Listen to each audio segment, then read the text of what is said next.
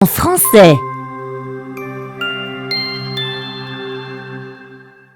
Les trois tisserandes. Il était une fois une tisserande qui vivait dans un minuscule hameau avec sa fille Nora. Alors que la femme filait la laine toute la journée, Nora ne l'aidait pas. Nora détestait le son du rouet, mais elle adorait peindre. Sa mère considérait que la peinture était une perte de temps. Nora! Nora! Ma chérie, que fais-tu? Viens m'aider à filer la laine. Juste une minute, maman. Je finis d'abord ma peinture, d'accord? Combien de fois je t'ai dit que la peinture était une perte de temps? Tu n'as vraiment pas de compassion pour moi? Je tisse toute la journée pour qu'on puisse gagner un peu d'argent et toi, tu perds ton temps comme ça, non mais... Mais maman, je peins pour notre propriétaire. Il a dit qu'il me donnerait une belle somme pour ça. Et après, hein? Tu pourrais bien vendre une ou deux peintures à des gens riches. Mais combien de riches y a-t-il vraiment dans notre royaume? Par contre, tout le monde a besoin de vêtements, donc plein de gens nous achèteront du tissu. Alors utilise ton temps pour tisser. Allez, viens maintenant! Ceci était une scène quasi quotidienne. Nora s'asseyait pour peindre et sa mère l'en empêchait. Un jour, sa mère se mit tellement en colère qu'elle jeta tous les pinceaux et toutes les couleurs de Nora. Nora alla pleurer dans le jardin.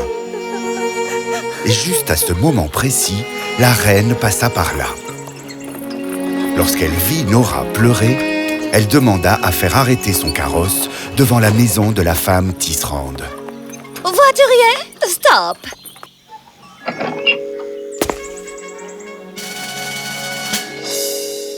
Arrête de pleurer maintenant! Oh, est-ce que c'est son Altesse la Reine elle-même? Bonjour, Votre Majesté!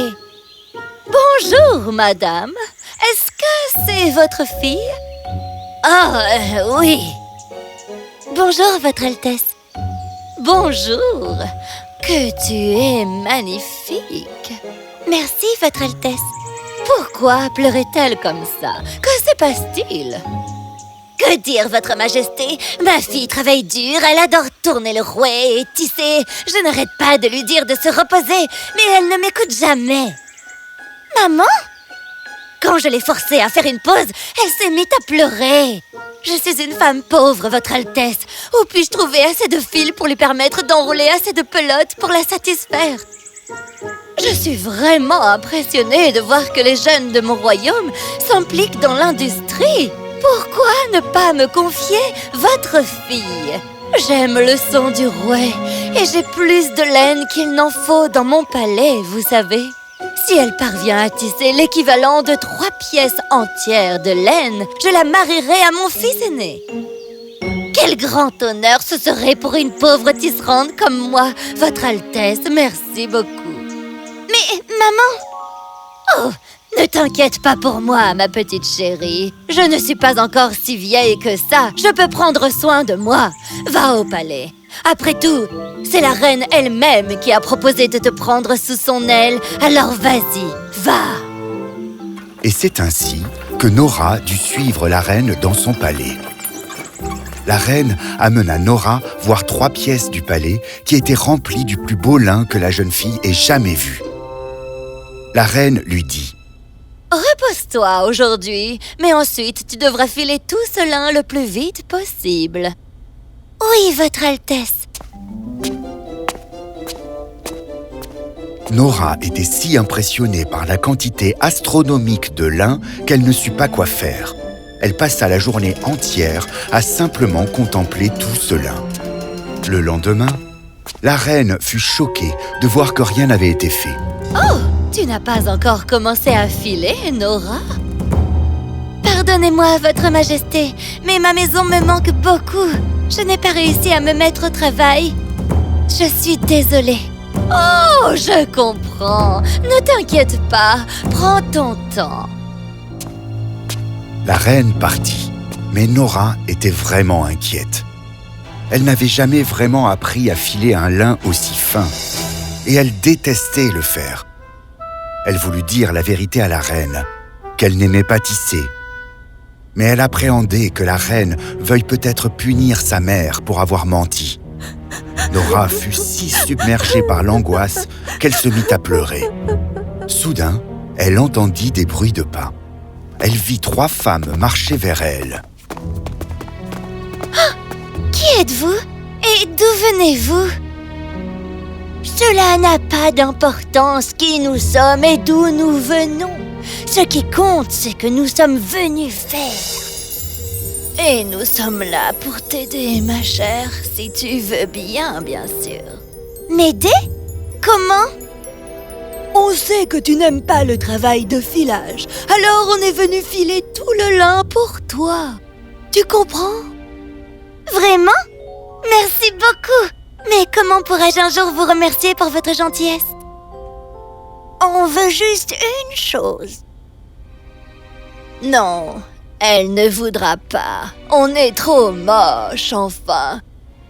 Comment a-t-on pu seulement l'envisager? Allez, mettons-nous au travail et on s'en va. Mais... Qu'est-ce que c'est? Que voulez-vous? Dites-le-moi. Écoute, si on file tout le lin, peux-tu nous promettre de nous inviter à ton mariage et de nous présenter comme tes tantes auprès des invités royaux? Est-ce que ça te va?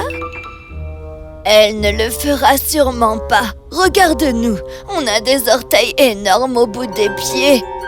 Des yeux qui louchent tellement qu'on voit à peine et des lèvres si allongées. Elle ne nous invitera jamais, et encore moins devant la famille royale.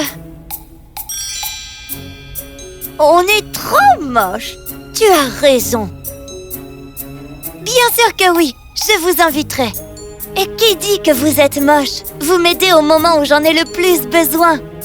Ça vaut plus que toute la beauté physique du monde, vous savez. Non seulement je vous inviterai, mais en plus vous vous assirez au bout de table, juste à côté du prince et de moi. Oh, pour de vrai? Mais le prince ne se mettra-t-il pas en colère? Il pourrait refuser de t'épouser si tu places en bout de table des femmes aussi moches que nous, tu sais. Si le prince est méchant au point d'insulter la famille chérie de sa future femme, alors je refuserai de l'épouser. Toute notre vie, les gens se sont moqués de nous et on a toujours voulu une seule chose, c'est un peu de respect pour notre dur labeur. Merci Nora. Maintenant, regarde comment on va filer le lin et en faire les plus belles pelotes que tu aies jamais vues. Ainsi, les 3 tisserandes se mirent au travail au rouet. Elles travaillèrent toute la nuit. Et au petit matin, elles avaient rempli la majeure partie de la pièce. Quand elles entendirent des bruits de pas, elles disparurent. La reine venait pour voir les progrès réalisés par Nora. Oh mon Dieu, Nora! Comment as-tu réussi à filer autant de lin en une seule nuit, dis-moi? Bonjour, Votre Majesté. Eh bien, je n'avais jamais vu de lin d'aussi bonne qualité de ma vie. Tu as donc travaillé toute la nuit? En vérité, Votre Majesté, on dirait que ce lin s'enroule grâce au rouet comme par magie. Tu dois être très fatiguée. Repose-toi un peu. Merci, Votre Altesse, mais je me reposerai une fois que tout sera terminé.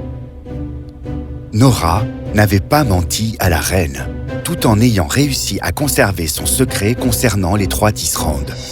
Quand la reine s'en alla, les femmes revinrent pour reprendre leur travail. Je porterai ma robe de soie rouge pour le banquet royal. Et je porterai la mienne qui est en soie verte. Et je porterai la mienne qui est en soie jaune. Les tisserandes étaient tellement excitées d'être invitées au mariage de Nora et du prince. Elles tournèrent le rouet gaiement et à la fin de la semaine, les 3 pièces furent remplies du lin le plus élégant que la reine ait jamais vu. Je n'arrive pas à y croire. C'est tellement beau et je suis si fière. Merci, Votre Majesté. Je suis ravie que quelqu'un comme toi, si travailleuse et si douée, épouse mon fils. Appelle ta mère et finalisons les préparatifs du mariage. Est-ce que tu es d'accord avec ça, dis-moi? Un carrosse fut alors apprêté à la maison de la mère de Nora pour la faire venir au palais. Nora raconta tout à sa mère à propos des tisserandes. Tu n'es quand même pas en train de réellement envisager de les inviter au mariage, quand même. Maman, je leur ai promis. Ne sois pas stupide, Nora. Comment la reine et le prince pourront-ils réellement apprécier d'avoir des femmes si moches comme invitées? Maman! Bonjour, votre majesté. Bonjour, madame. Je pense qu'il est temps que nous dressions une liste des invités. Y a-t-il quelqu'un en particulier que vous souhaitez inviter au mariage? Non. Maman, comment peux-tu les oublier? Votre Altesse, j'ai 3 tantes que j'aimerais vraiment inviter. Mais certainement, ma chérie. Je vais envoyer quelqu'un chez elles pour leur donner les invitations. Votre Altesse, je suis très proche de mes tantes. Ce sont elles qui m'ont montré des merveilles avec le rouet. Je préférerais les inviter moi-même et les asseoir à mes côtés lors du banquet. Mais bien sûr, Nora, fais comme tu veux.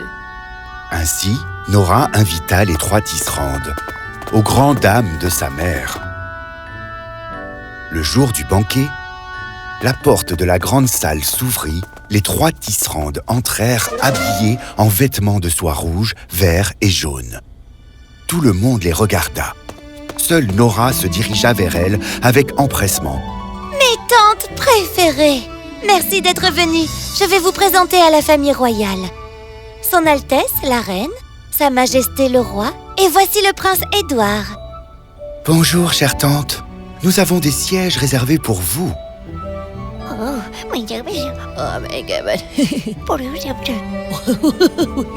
Merci. Merci. Merci. Pour tous vos talents, tout votre travail et toute votre aide, c'était la moindre des choses que je pouvais faire. Nora les fit asseoir à table et les laissa pour aller accueillir d'autres invités. À ce moment-là, le prince Édouard s'approcha des tisserandes pour aller leur parler. « J'espère vraiment que vous vous amusez bien. » Ah, beaucoup, mais j'aimerais pouvoir danser. Hélas, quand on file la laine, on ne peut pas danser. Pourquoi? Regarde mon pied gonflé. C'est ce qui arrive quand on active le rouet. Oh! Et je ne peux pas chanter. Pourquoi? Regarde comment sont devenues mes lèvres à force de lécher le fil.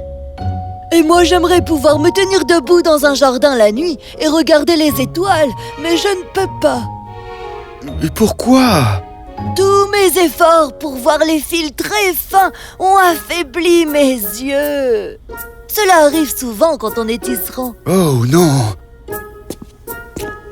Nora, ma chérie, excusez-moi.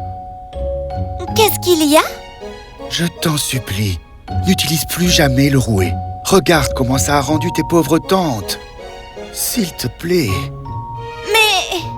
Fais n'importe quoi d'autre qui te plaira, ma chérie. Mais plus de rouet. Ah, en fait, je n'aime pas vraiment le rouet, tu sais. Ma vraie passion, c'est la peinture. Oh, alors je te fournirai les meilleurs tubes de peinture du monde. Et tu peindras autant qu'il te plaira. Ce serait mon rêve qui deviendrait réalité. Et une dernière chose. S'il te plaît, accepte que tes tantes restent au palais. Elles ont travaillé dur depuis très longtemps. Elles méritent une vie en paix et du repos maintenant. Édouard, tu es vraiment un homme extraordinairement bon et gentil. Et c'est comme ça que Nora n'eut plus jamais à toucher un rouet de sa vie. Elle put se mettre à peindre autant qu'elle l'avait toujours voulu. Et les 3 tisserandes s'installèrent au palais aux côtés de la famille royale. Prince Édouard et Nora vécurent heureux pour toujours.